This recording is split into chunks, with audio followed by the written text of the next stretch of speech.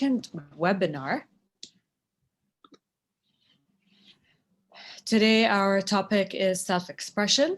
I'm very happy about this webinar. We've already had a small chat with our two amazing guests, and I couldn't get enough of it.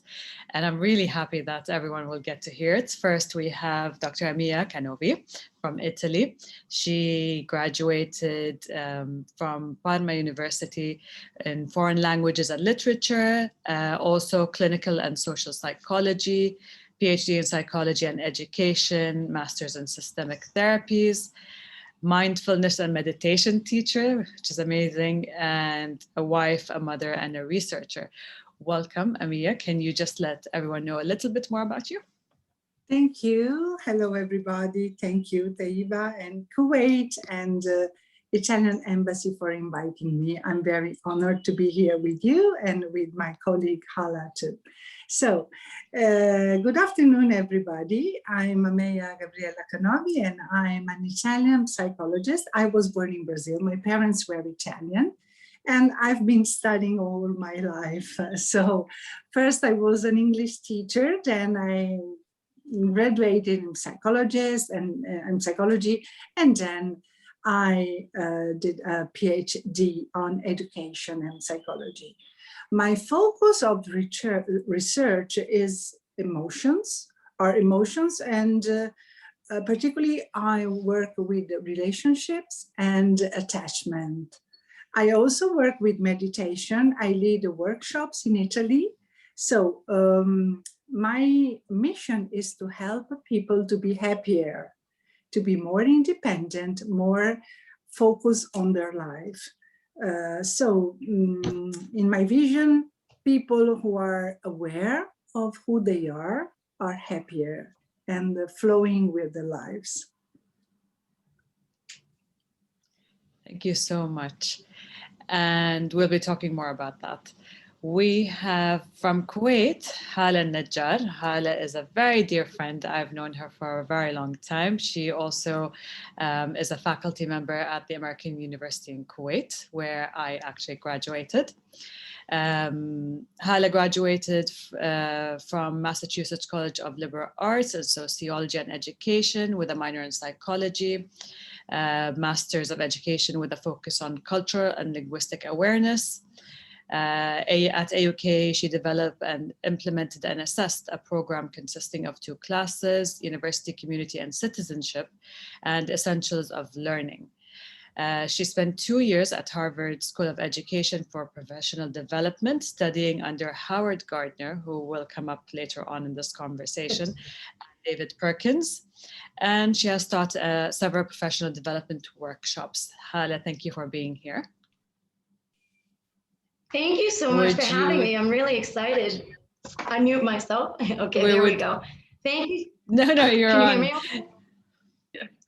Yes. Thank you so much. First and foremost, Theba and Christiana, thank you so much for allowing us this safe platform to have these discussions, very important discussions. And my fellow panelists, I'm looking forward to today's discussion. Theba, you did a great job introducing me. I'm just going to add to it a little bit. Like Theba was saying, I'm a faculty member at the American University of Kuwait. In my opinion, the best university in Kuwait. I teach in the first year experience program, and I've been teaching there for the last 10 years. It is a program that promotes and fosters personal, social, as well as emotional growth, along with academic growth. My colleagues at the AUK and I have developed a curriculum that focuses on research-based sort of skills for success, and this might come up later on. We sometimes refer to them as soft skills. And the objective, or one of the objectives of the program, is to create critical thinkers and empowered leaders who can contribute to the society and to the community in a productive way. And I think that you embody this as a AUK alumnus. So we also encourage students to identify social issues within our community, initiate social responsibility and change, develop social and emotional intelligence, which we'll cover in today's discussion.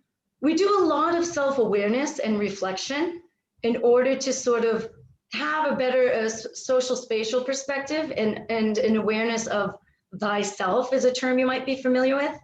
So the University and Community and Citizenship class really encourages students to become aware and to explore their thoughts, their ideas, their opinions, and also part of what this discussion is going to focus on, self-identity, individuality, and expression. So I'm really looking forward to today's discussion. Excellent. And moving on from our last webinar, we talked about self-perception, which is the start of understanding yourself. But on the other side is the self-expression. And Amia, if you can just go over the importance of self-expression and maybe highlighting what self-expression is, because for me in the beginning, before starting such work, I understood self-expression being things you do with arts or creativity, but it's actually more than that. So can we hear more from that? Absolutely. Is there a way I can just share my screen for a minute? And I think I could start just with a definition that we can all work from, and then my colleague can continue with the the importance of self-expression. I'm not sure if you can see the PowerPoint. Can you see the PowerPoint that's being shared? Or? Yeah, okay. Yes. Okay, on the screen now. Thank you. On the screen right now are two definitions, and you can see the source that we got them from. And although there's a common thread, you can see sort of a difference. And while you're reading the screen, I just would like to highlight that although this concept seems simple, it's complex. There are multiple definitions for sure, and it depends on, or could depend on, the society, culture, the individual, but there is that common thread that surrounds the action of expressing oneself. And when we talk about expressing oneself, we mean showing or communicating one's thoughts, feelings, opinions, ideas, and so on. So the action of expressing oneself, which I found sort of fascinating, was it can take a variety of forms. So for the purpose of this discussion, we wanted to just get a general idea of what it is and define it for this discussion. But most of us could be or are familiar with expressing ourselves through the arts, drawing, painting, music, dance, and many of you may express yourself using those types of forms. But what I found surprising, and you may as well, is that self-expression takes on multiple forms. It could be in everyday decisions or in everyday actions, through self-expression, through facial expression, body movement, fashion, even just how you decorate your home. So basically, expressing or self-expression can also be thought of as, expressing your authentic self. I'm sure people have heard that buzzword. And it's just basically showing your true self, your values, your beliefs, your character, your morals. And when we talk about your authentic self, I often refer to it, if you will, as your naked self, in the sense of you're truly showing your vulnerability in a way by showing who you truly are. So there is that level of risk and vulnerability that we'll circle back to later on. So it's just that, sharing yourself with the world and the people around you in an honest, genuine way that represents you as well as your morals and goals. And there's sort of a deeper meaning that you might find. And we all might have our own levels of self-expression, or even our own forms of self-expression as defined by a sort of combination of this. So self-expression ultimately defines our personality, our personal traits, our characteristics, and it is closely associated to our self-actualization and self-identity, which I think leads nicely into the importance as well. So I'll turn it over to my colleague, and I'll stop sharing the screen.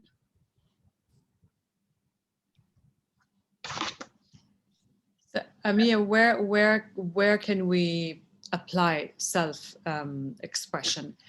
Why is it important? It is very important because if you don't express yourself, what else? So to be able to self-express or to express yourself, I think it's very important to know who you are, but more than this, it's better to know who you are not.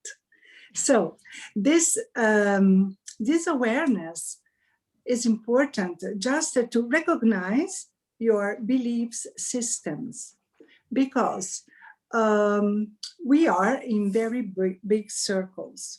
I don't know if you know Bronfenbrenner, who is a scholar who has studied many systems. We belong to macro systems and then smaller circles like a society, and then we belong to micro circles or micro systems like our family, school, friends, you know, our place where we work.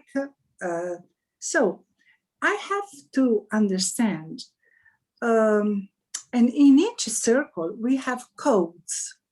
We have codes of functioning. We have to know the codes and to relate to these big or small circles we belong to.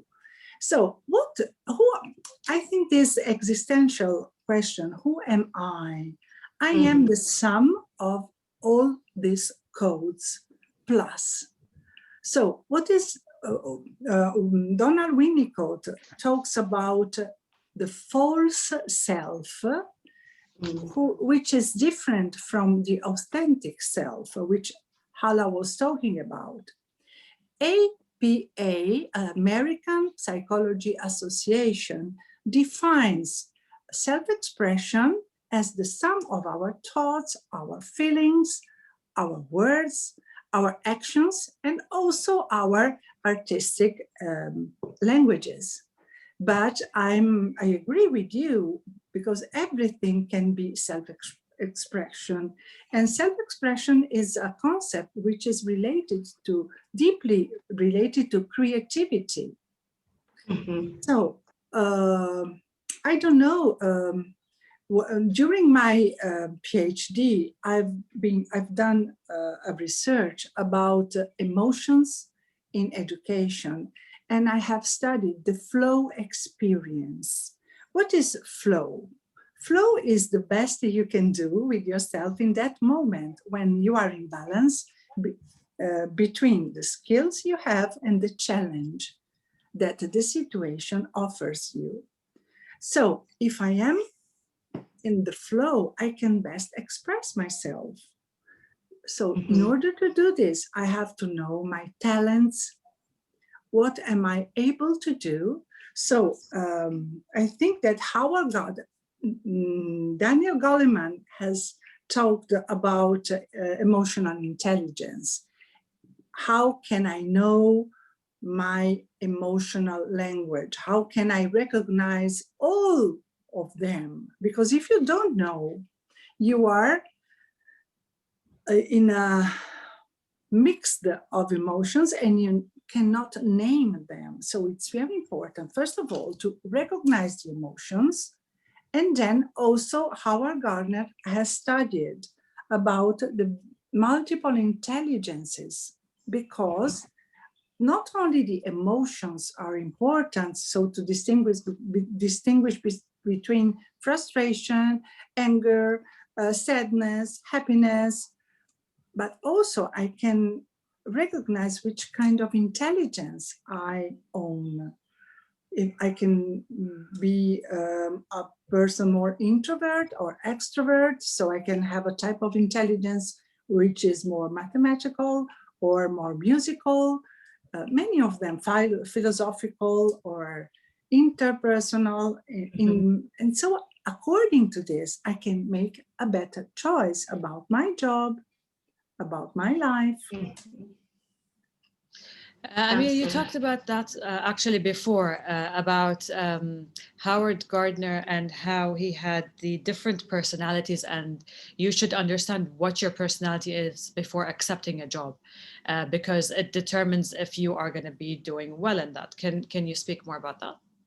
Yes, because there is a test on the web. You can apply for it, and it's very interesting because there are items you can answer to in order to understand if you wanted to work with people or alone, sitting on a room. Do you want to relate to people? Do you want to move or to stand or to be silent? Maybe if you have an introvert personality, maybe a quiet job is more suitable for you. Or if you have maybe musical intelligence, so music word can be your place. So it's very important to know, because I mean, in Italy at least, sometimes children choose a school according to their friends or according to their parents, and they are not able to choose according to their talents, for example, no? So it's very, also adults, I mean, maybe we are leading a life conditioned by our cultural background, our family wishes. I became a teacher because my aunt wanted it. So it's very important to recognize which is your way. What can you, when do you experience flow? Maybe while dancing, maybe while playing an instrument, maybe doing sports. So this is very important to recognize, and it has to do also with passions. No, because passion moves you. I don't know if you agree, Hala, according to your studies. I absolutely agree. And just to highlight some important parts that you brought up and connecting them to social and emotional intelligence and self-expression is a vital part to pay attention to, because it's important to be aware of how you sort of express your thoughts, your ideas, your emotions, and to be aware of, like my colleague was saying, what not to express as well. And but it's one of, let's not underestimate the importance, because like my colleague was saying, the better you understand yourself, the better you are able to express yourself, to create this self-awareness and self-identity. It certainly helps you understand and be understood by others.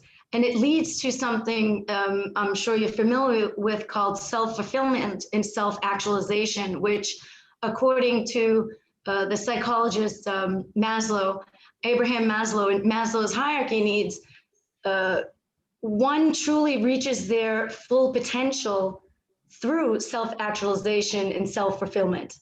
Therefore, if we are able to get in tune with ourselves, or like my colleague was saying, have a level of social and emotional intelligence to sort of understand who we are and understands our strengths and weaknesses, and how to channel those strengths and weaknesses, whether it's in music, creativity, or whether it's just in everyday life decisions. This leads to stronger self-fulfillment and actualization to make better choices.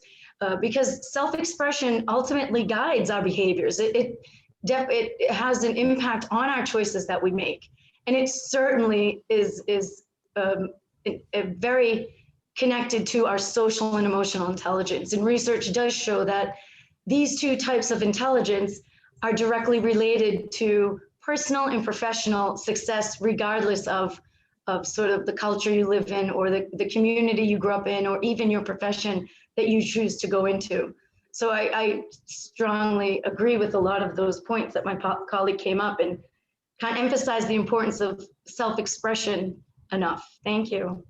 Okay, so Hala, how do we suppress our self-expression? What's the role that the culture, the community plays to make us lose sight of how to express ourselves? This is an excellent question, and there are a variety of different answers to this, and also throughout studies that have been done throughout communities show that a person, is impacted by their social spatial perspective. And by social spatial perspective, what I mean by that is there are, your family that you were raised in, or the community that you grew up in, or even whether or not you had multiculturalism as far as, genetically, like having myself, I grew up half American, half Kuwaiti, or even through life experiences. So a lot of times people tend to not understand how to express themselves. They haven't been given the tools or strategies in order to become self-aware, in order to express themselves effectively. However, it is fostered in many communities, although there's sort of conflicting messages, depending on the culture and depending on the societies. But all societies have this sort of conflicting message, or there's this set of standards of what we should look like, or how we should act, or how we should think, or decisions that we should make, or what we can and cannot do, or how we can and cannot express ourselves. So culture plays a rather important part. Traditions, society, our personal experiences.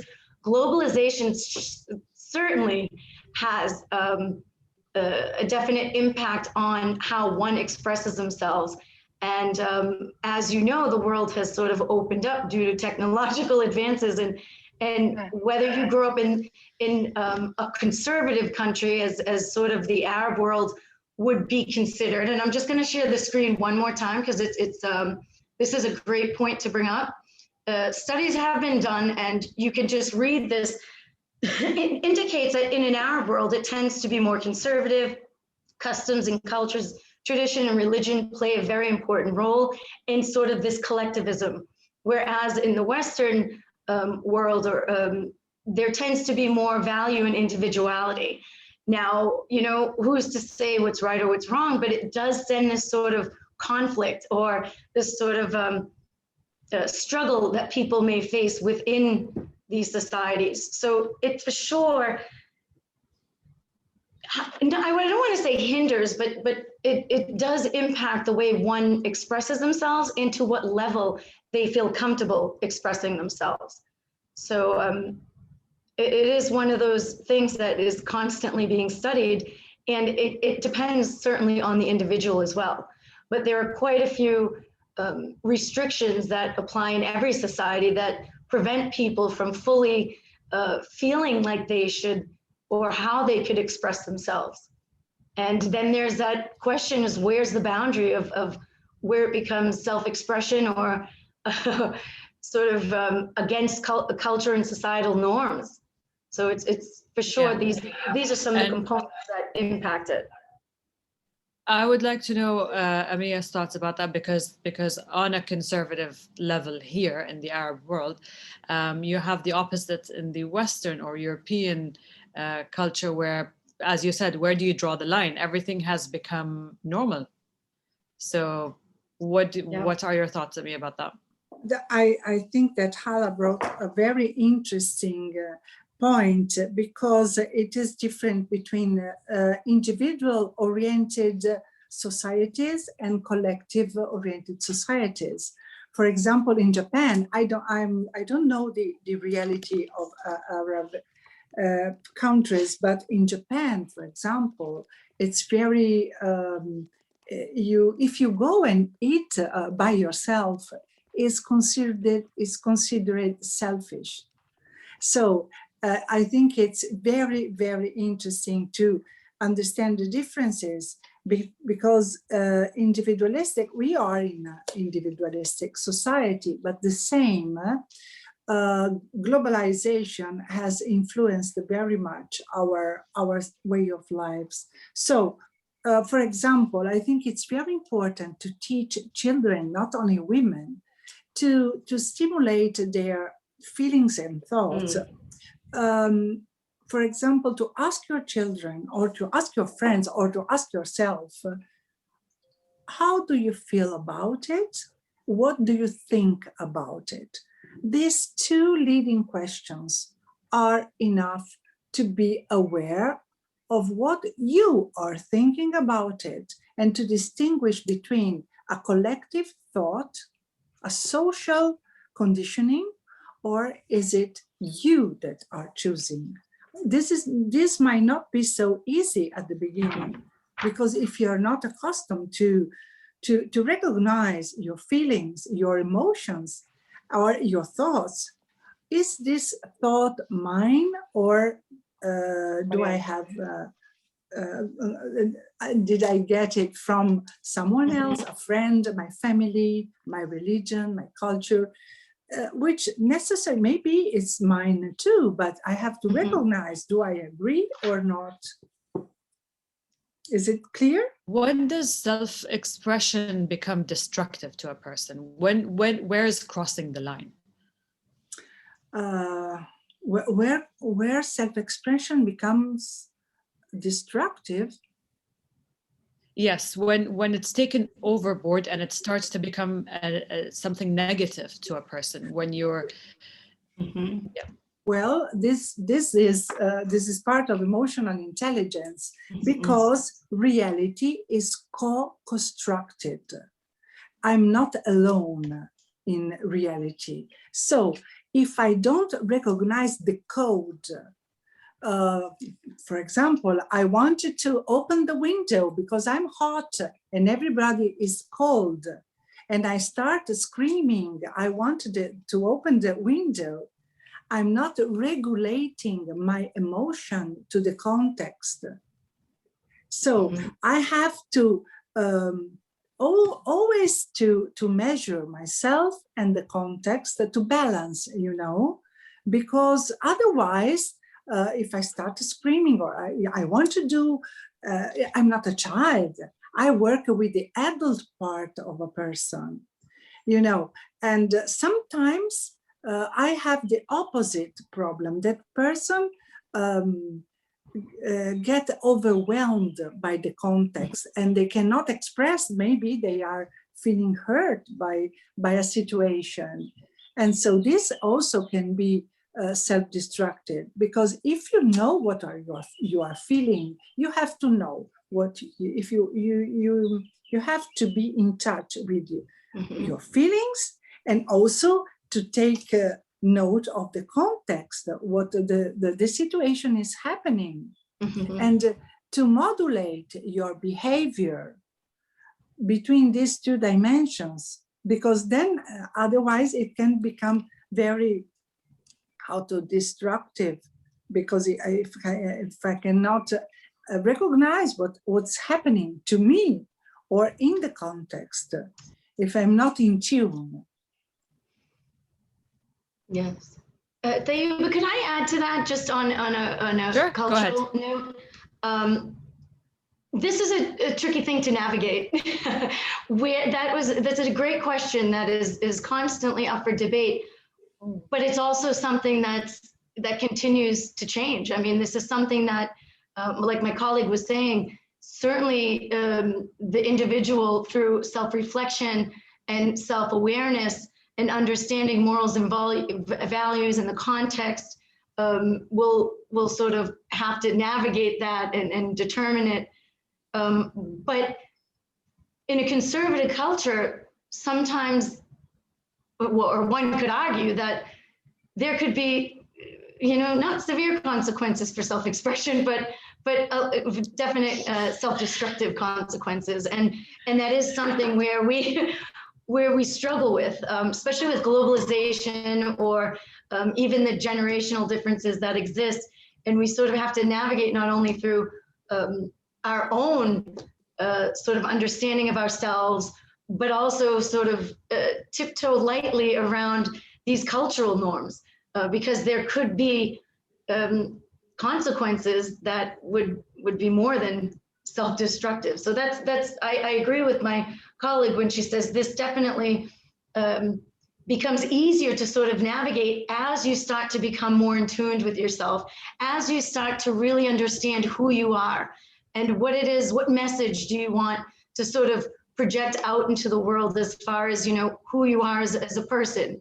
And sometimes trial and error happens where you realize, maybe this is too much of me to share, or maybe I'm sharing that in an appropriate way. But it is challenging no matter what culture. Even I certainly can argue in America, they also have their cultural restraints and restrictions as well. But it certainly is something that needs to be discussed in our culture right now. As it is something that really could have I don't want to say confusing, but rather conflicting to an individual, and could actually hinder the process of self-growth, because it is, where does that come in? Where do we see, okay, but I feel this way, and this is, this is what I value, this is how I think, and then society is sending you a different message. Or, maybe in a home, you grew up in a home that might say, no, not suppress the feelings, but no, that's definitely inappropriate, So it's a challenge. Yeah. And we all don't need to be experts in the field to see how generations even start to change this sort of ideal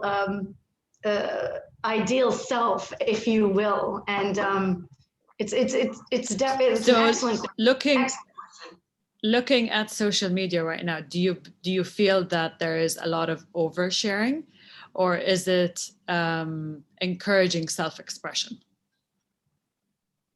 It depends. Are you asking me, Taiba? I'm asking both because I'm interested to know. Okay. I think it depends on how you use it, and if it is funny. If there is no fun, it depends if you are using social media to show off, to represent that fake self that Winnicott talks about. Mm-hmm. Or are you expressing? I don't blame social media, because it depends on how do you relate to it. Mm-hmm. But only is this narcissistic, or is this for fun, or is this for improve your job?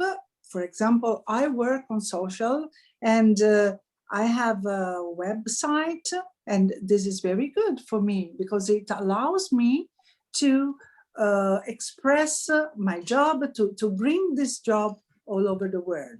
So another word which I think is awareness is a very important word, but also responsibility, which is the ability to respond to the situation and to the moment.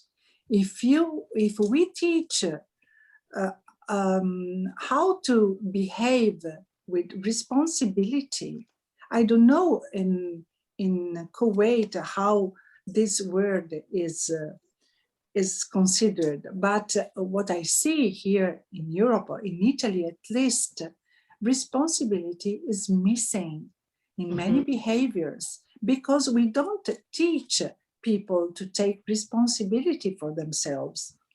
Not only women, children, men, everybody. And it's easier to project the guilt or the responsibility outside. So blaming has become a culture, to put the blame on others, not on me. No, I don't like the word blame. I prefer responsibility, because it's very important. Otherwise, you are addicted to food, to social, to internet, no? And here in Europe, addictions are very, very, the new addictions, technology, sport, and gambling can become very addicted, because people are not thought to take responsibility for their happiness and to know who they are.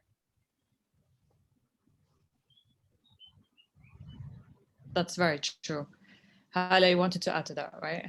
I do want to add to that. I fully agree with my colleagues' comments, and I also want to just, social media is one of those phenomena that, is something that we continue to study as far as the positives and negatives of it. And I agree with my colleague when she said it's for sure a creative outlet where it allows someone to express themselves. However, there is that sort of idea or the negative component of it that, you know, sometimes we, as you know, if we compare ourselves to things, or maybe we might sort of have muddled up sort of communications coming in, and we might not have a good sense of who we are. It might actually do the opposite, where it is this idea of false sense that you keep hearing us refer to. And that's where it can become dangerous, you know. But social media for sure has really been a platform where people do go and express themselves, and it's difficult to sort of see as a follower what is, you know, true or authentic and what isn't. So this could lead to really more conflicting messages, but it certainly adds to the idea of globalization and that impact on how one expresses themselves and how one understands themselves, because it is certainly something that impacts it. So I agree. There are definite positives and negatives. So can I add something? Yeah. I always ask my patients, does it make you happy, or are you responding to a pressure that comes from the outside? Do you want to look like some other one? Are you doing this out of fun, or out of expressing just or just to interact with people, or are you applying to an external model? Only you can know. When you post a picture, are you doing this because this amuses you, or does it make you happy, or are you just doing like the others? Because this makes the difference. And are you comparing, if you're not beautiful, the same of your neighbor? Are you going to be to feel sad, and why? So to recognize the true selves, this true authentic self, and the fake one, the ideal one, because everyone has an idealization image of himself or herself. What am I doing really? So this, once again, is awareness. Absolutely. And sorry, I also want to add to that, because we're talking about ourselves a lot. And as an educator, and I'm sure a lot of you are parents, how do you foster if you value self-expression, you know, how do you foster it? And how do you navigate that line where it's like, am I suppressing self-expression within my students or within my children? And, you know, we did another aspect to really look at is, are you someone who values self-expression? Because sometimes we just expect to be accepted, or, you know, how we express ourselves should be accepted, respected, and appreciated. However, we also need to understand that fostering self-expression also comes from, are we willing to be sort of open-minded enough to accept, respect, and appreciate how another person expresses themselves when it goes sort of against, you know, how you would, or what you think would the norm be. So, and that leads to another conflicting point that Theba, you brought up, is where's that line come in where it's appropriate and not, or whether it's acceptable or not, you know? So it's again, a complex thing, but I certainly had to really think about how I was respecting other people and how they express themselves. And I learned that I was actually a bit more closed-minded. I expected everyone to just accept how I express myself and my identity and this, but then if something were to go against how I think it would be, I would say, well, this is ridiculous. You shouldn't do that. And it goes into this conversation, you know. My nephew has tattoos all up and down him, and I, in my opinion, this is not one way I would express myself, and he calls it self-expression. So another challenge when we talk about self-expression is to reflect on how willing are we to accept self-expression of others. And that's okay, so say using that Hala, if I'm a participant right here in this webinar, and I just want to remind everyone that if you have a question, please add it in the chat. I just realized from hearing both you and Amia speak that I might have issues with my self-expression. So how do I take a step back, evaluate how I'm expressing myself, and cultivate a better sense of self-expression? How do I start? I want to highlight, oh, sorry. Oh, okay, It's a great question. I'm so excited. Well, I was just going to say, you know, we also have to appreciate and respect ourselves.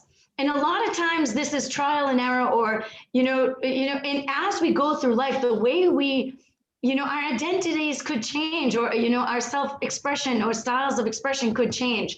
And one of the things that we need to be aware of is go easy on yourself. This is a common thing to know, like, I'm afraid to. There's some vulnerability and risk at that. A lot of us are conditioned to sort of, or socialized to kind of go along with what's popular. And as you get older, and I think Mia will comment on this, you start to develop a bit more idea of what makes you happy. I love that question she asks her clients is, what is it, or why are you doing this? Is it something that you truly believe in, or is it something that truly is going to make you happy? Or is it something that, you're doing because this is what is expected, or you think will get praise from, the collective whole? And I really struggled with that. And I realized that there were a lot of things that I was doing because I wanted acceptance and I wanted a sense of belongingness. And I certainly did not want to put myself at risk to be different in any way.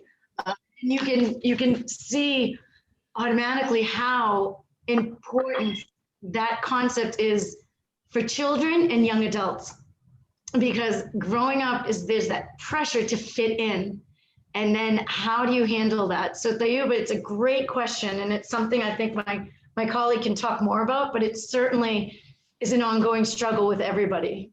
Yeah. No. We can do, everybody who is listening, we can do a small exercise. Are we aware of our body position? Are we sitting in the way, in a comfortable way? Because if I'm not able to choose the place, if I'm not connected to reality in this right moment, how can I self-express myself, or how can I express myself to the best? So let's start from feelings, 5 senses. Are we aware of the light?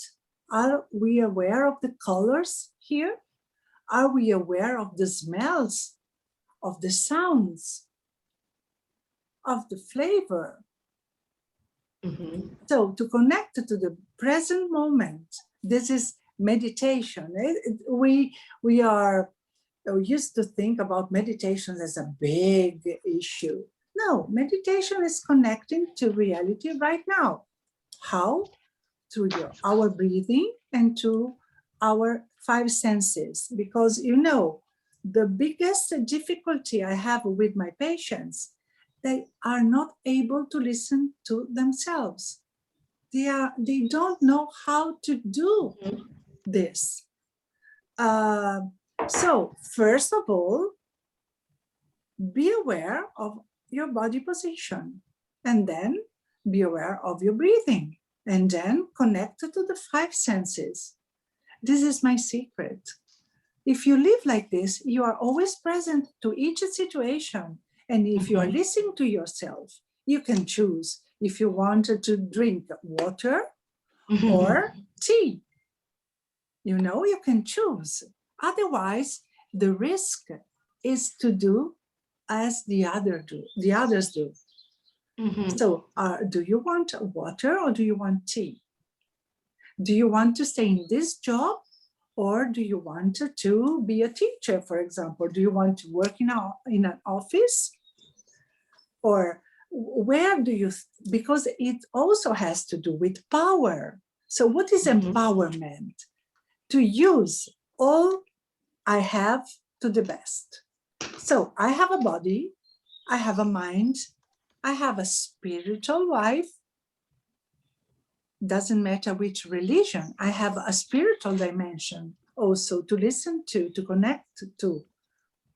So do I want to be present? So let's start. If you're present to your breathing, you listen to your feelings, which emotion, maybe there is anxiety, maybe a bit of fear. Also, are you willing to risk? Because self-expression implies also risk-taking, of course.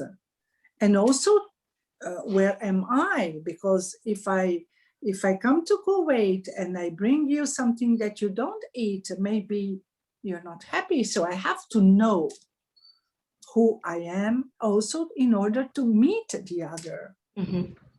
And it's not a matter of opposite, it's a matter of inclusion. We can be together with our differences. Why not? This is makes us richer. And sorry, just to connect this to the comment in the chat, I really could have, this comment couldn't have sort of tied everything together so well. My colleague was just speaking about this as being in tuned and being aware in the moment. And that's a difficult thing to do. And it comes with practice and it comes with experience. But your comment suggests that you are in the moment. You are in tune with your feelings. You have that social and emotional intelligence where you know, wait, maybe I shouldn't express myself. It may hurt the feeling of others. And so this also highlights that inner conflict that we struggle with, but it certainly emphasizes the points my colleague was making about social and emotional intelligence and just now having the ability to be aware and in the moment. This really helps with self-expression, and it helps you sort of, you know, understand your boundaries where it isn't hurtful to other people. So I'm not sure if anybody had a chance to read that comment, but yeah. It is a risk, but it looks, it's a great point, a fantastic point that kind of ties it all in. Boundaries is, we can start off by our skin. The boundary between me and you is my skin, is your skin. So respect, self-respect, trust are very big words, are key words. Because if I trust myself, maybe I can trust the environment, I can trust the other. If I know who I am, maybe I can meet who you are. This is very important. So to me, a happier life begins with awareness, with listening to our inner world and to get in touch with this. Also, you can wait, maybe you will not know very quick. It takes time, it takes training, but this is a very, it makes a difference, in my opinion. Do we have questions? I cannot read the questions. Sorry, it was just another great point in the chat. So I was listening, but I was typing my response to the chat. Because again, another great point in the chat that I know my colleague and I have touched upon, it is a trick where, and it's something that you will continue to struggle with when it comes to expressing yourself. You're right. Like sometimes as women, again, I'm not claiming to be an expert, but I know enough to be competent enough to say, as women, we tend to sort of suppress our own wants, desires, needs, thoughts, actions, or we tend to sort of try to not disrupt or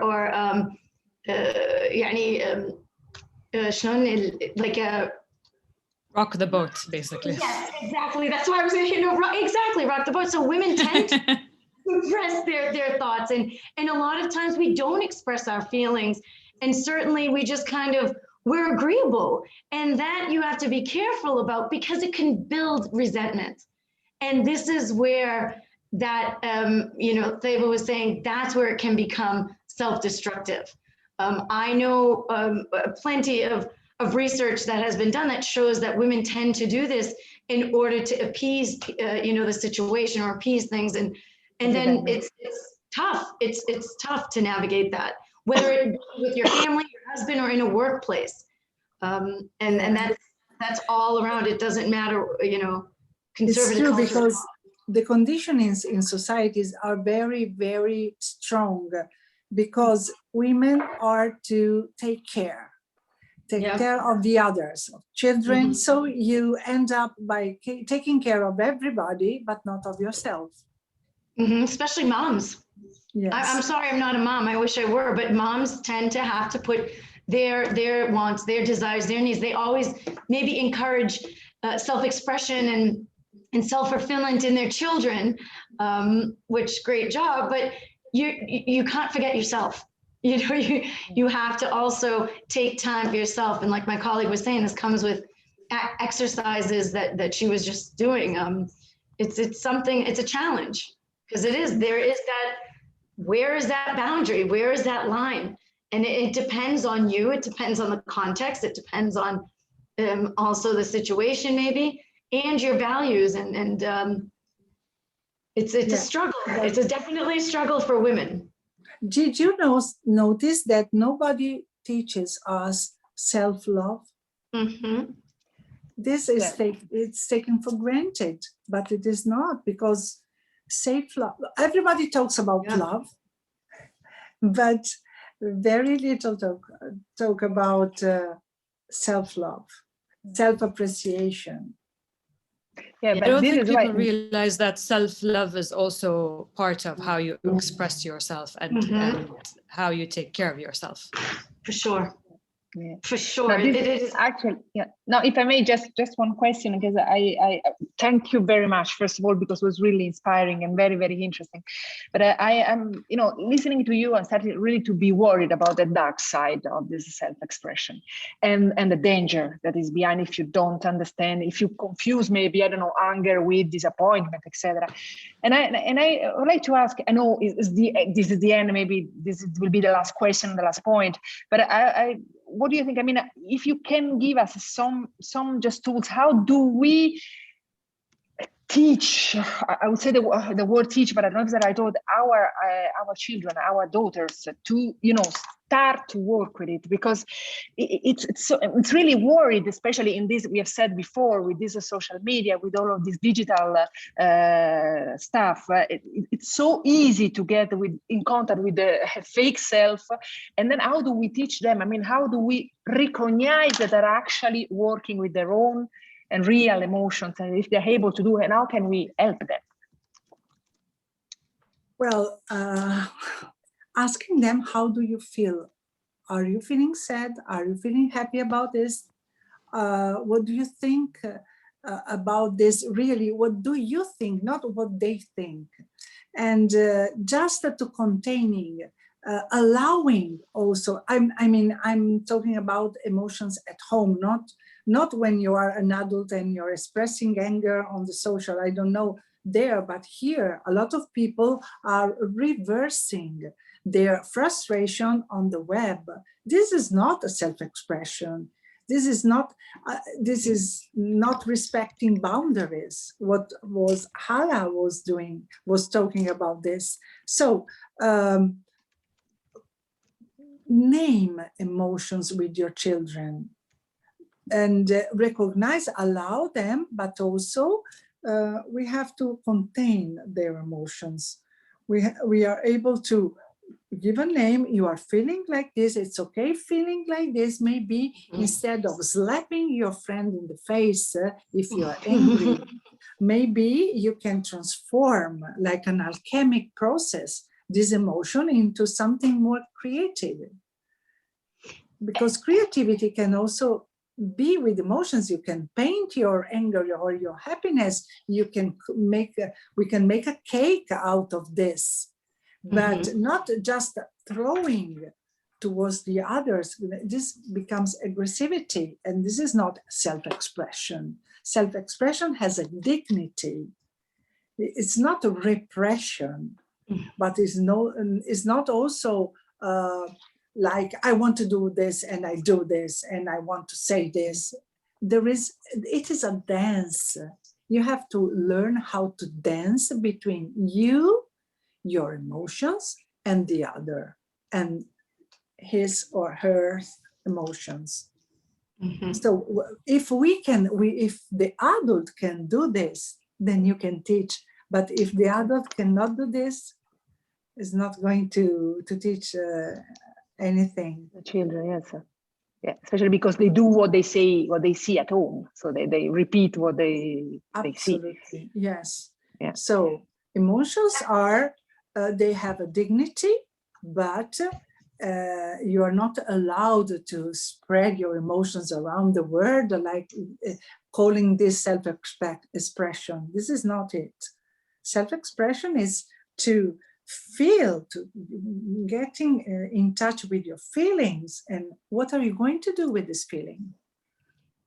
Absolutely. And if I may, I know time has run out, but I just want to highlight, though, that going back to social and emotional intelligence, and this is something that really has become ingrained in sort of the educational system and curriculum in most parts of the United States, thanks to Howard Gardner and his theory of multiple intelligences. So there's a lot of this happening, and I went to school in the States, and even I was on that cusp where they started to talk about how to identify your feelings and how to express them. And we are not taught ways to cope. And like Christiana was saying, sometimes we learn the wrong ways at home, and instead of blaming our parents or whatnot, we have to understand they may have not have been taught these ways to handle expressing our emotions or even understanding the emotions.